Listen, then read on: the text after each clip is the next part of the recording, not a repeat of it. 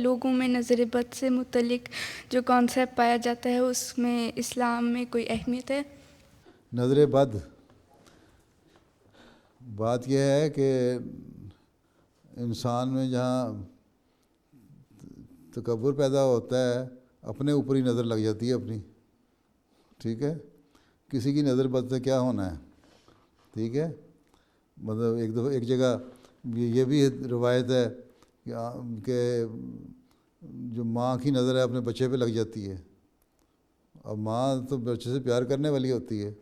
اس کی نظر کس طرح لگ جاتی ہے، اس کی نظر اس طرح لگ جاتی ہے کہ وہ کہتی ہے دیکھو میں کتنی اچھی پرورش کر رہی ہوں بچے کی، اور اس کو دودھ پلاتی ہوں، اس کی کیئر کرتی ہوں، کھانا پینا اچھا کر رہی ہوں، دیکھو کتنا اچھا ہے، صحت مند ہے، موٹا تازہ ہے، اور میری محنت کی وجہ سے ہے، وہ اپنی نظر ہی لگا دیتی ہے اس کو۔ اللہ تعالیٰ کہتا ہے کہ سارے کام میں کرنے والا ہوں، ٹھیک ہے۔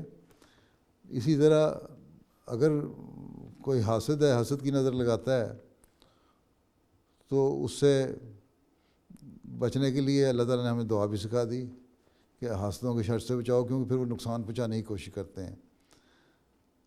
باقی بعض لوگ جو زیادہ یقین رکھتے ہیں نا نظر بد پہ،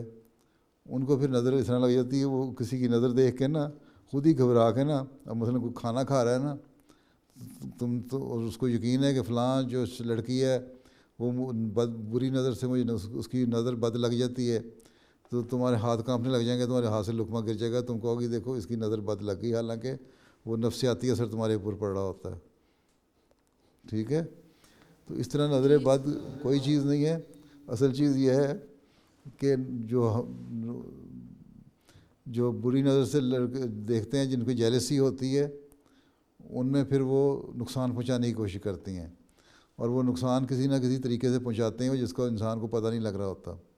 باقی صرف براہ راست نظر سے کچھ نہیں ہوتا، اگر تم اللہ پہ یقین رکھنے والی ہو،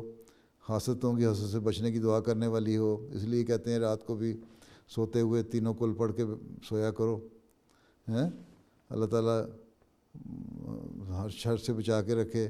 اور آیت الکرسی پڑھ کے سویا کرو، اللہ تعالیٰ اس سے بچا کے رکھے، تو اتنا کوئی نہیں ہوتا، نظریں بد نہیں لگتی۔ جو یقین نہیں کرتے ان کو کوئی نظر بد نہیں لگتی، جن کو وہم ہو جاتا ہے ان کو نظر بد لگ جاتی ہے، ٹھیک ہے۔ اس لیے تم پرواہ نہ کرو، تمہیں کوئی نہیں نظر لگے گی، لاحول پڑھ لیا کرو، لا حول ولا قوت الا باللہ پڑھ لیا کرو، ٹھیک ہے، چلو۔ جزاک اللہ۔